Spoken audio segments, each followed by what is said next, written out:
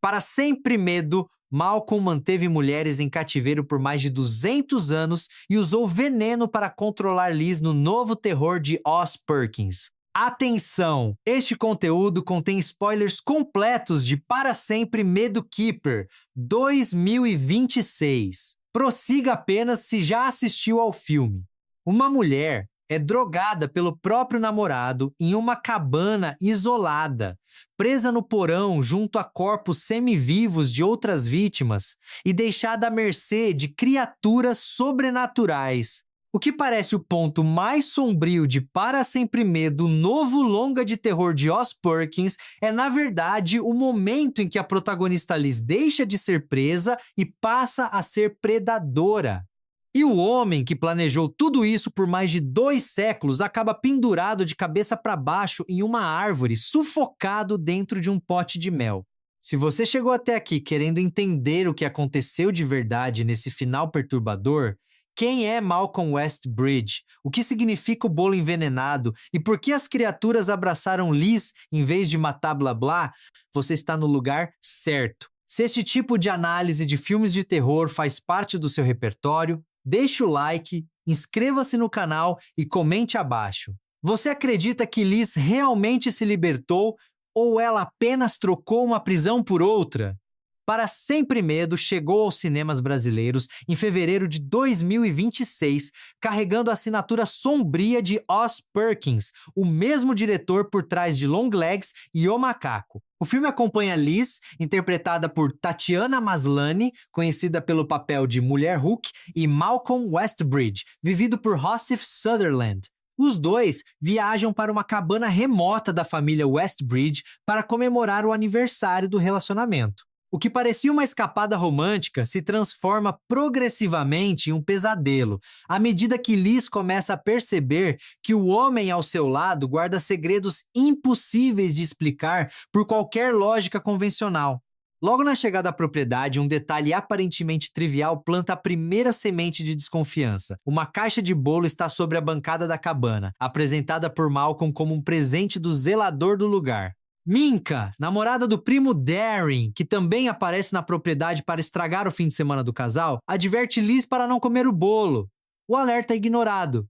Liz come, e é a partir desse momento que os limites entre o real e o alucinatório começam a se dissolver para a protagonista, que passa a ver imagens de uma mulher grávida gritando, sequências de horror que ela não consegue explicar e que o roteiro de Nick Lepard vai costurando com precisão cirúrgica ao longo do terceiro ato. O bolo, como o próprio Malcolm acaba confessando, foi deliberadamente envenenado para reduzir a capacidade de resistência de Liz. Ele não é um elemento decorativo ou uma metáfora vaga, é uma ferramenta de controle. O momento em que Liz é mostrada sendo atraída de volta para o bolo de forma quase compulsiva, incapaz de parar de comer mesmo sentindo que algo está errado, sintetiza o mecanismo central do horror psicológico do filme. O prazer, a doçura, a familiaridade de algo oferecido por quem se ama pode ser exatamente o veneno que paralisa. A confissão de Malcolm, quando finalmente chega, é o coração narrativo de Para Sempre Medo. Malcolm Westbridge não é um homem comum com segredos obscuros. Ele nasceu há mais de 200 anos, junto com seu primo Darren Westbridge, vivido por Birgit Turton. Malcolm manteve a própria imortalidade por 2 séculos inteiros através de um pacto sobrenatural que exigia sacrifícios humanos contínuos. O mecanismo desse pacto tem origem em um crime brutal cometido pelos dois quando ainda eram jovens. Há mais de 200 anos, Malcolm e Darren encontraram uma mulher grávida na propriedade da família Westbridge. A mulher havia invadido o terreno, os 2 rapazes atiraram nela, feriram-na e a prenderam em um chiqueiro. No dia seguinte, ao retornar ao local, descobriram que ela havia dado à luz uma criatura, ou um conjunto de criaturas, antes de ser assassinada pelos próprios Westbridge. Esse crime inaugural criou um vínculo sobrenatural entre a família e as criaturas nascidas ali.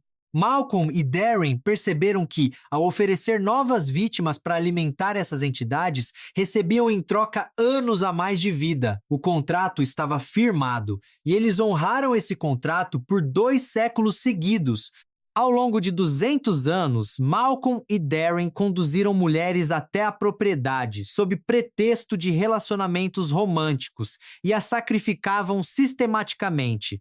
As vítimas não morriam de forma convencional, elas passavam a existir em um estado intermediário, semi-mortas, transformadas em criaturas que habitam o porão da cabana, ainda com traços humanos, ainda capazes de alguma forma de reconhecimento, mas irreversivelmente alteradas.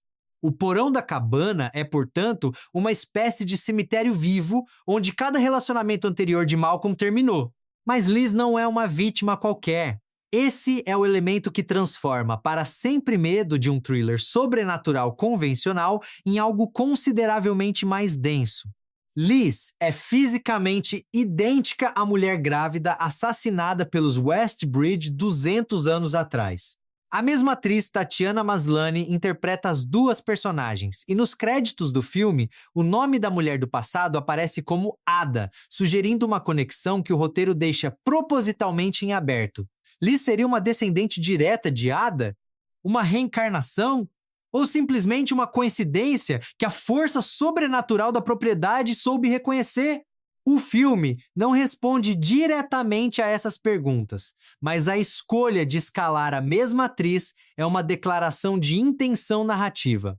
Quando Liz desce ao porão e as criaturas, em vez de atacar, ela a abraçam, o que está acontecendo é um reconhecimento matriarcal. As entidades geradas há 200 anos pela morte de Ada identificam em Liz algo que vai além da semelhança visual. Elas a reconhecem como a mãe que nunca puderam ter de volta. A cabeça de Ada, conservada em mel ao longo de todos esses séculos, aparece como um dos detalhes mais perturbadores do terceiro ato, funcionando como uma espécie de relíquia sagrada que as criaturas preservaram como forma de manter a memória de sua origem. Liz se aproxima dele nesse estado de completa vulnerabilidade. O que ela faz a seguir é a inversão mais precisa e carregada de simbolismo que o filme oferece. Ela alimenta Malcolm com pedaços do bolo que ele havia envenenado para usá-la. O mesmo instrumento de controle, o mesmo mecanismo de dominação que ele utilizou para paralisá-la é agora administrado a ele pelas mãos dela. Malcolm suplica, declara que a ama, tenta negociar com as palavras que presumivelmente já usou com todas as mulheres que trouxe até ali. Liz o acusa de mentira. Em seguida, mergulha a cabeça dele dentro do pote de mel, impedindo que ele respire, e caminha para longe. Para sempre medo encerra sem oferecer a Liz uma redenção convencional. Ela não foge da cabana, não liga para a polícia, não retorna à vida que tinha antes do fim de semana. O filme não mostra o que ela vai fazer com seus novos poderes, se vai permanecer na propriedade com as criaturas, se vai assumir o papel de guardiã daquele lugar ou se vai usar essa nova condição para algum propósito ainda não revelado. O que está claro é que Liz saiu do fim de semana fundamentalmente transformada e que essa transformação não é reversível. A leitura mais direta do filme aponta para um horror de relacionamento sofisticado. O bolo envenenado é a metáfora central do controle afetivo, da maneira como um parceiro pode oferecer algo que parece doce e nutrir, enquanto na prática está minando a capacidade de julgamento e resistência de quem ama. O fato de Malcolm ter repetido esse ciclo por 200 anos com mulheres diferentes reforça a dimensão sistemática do abuso, não como um impulso individual, mas como uma prática institucionalizada, quase uma tradição de família. A propriedade dos Westbridge é, nesse sentido, uma metáfora arquitetural, uma estrutura construída sobre o sofrimento de mulheres ao longo de gerações, mantida viva, exatamente porque as vítimas nunca tiveram a chance de se comunicar umas com as outras. Malcolm não é simplesmente um vilão sobrenatural.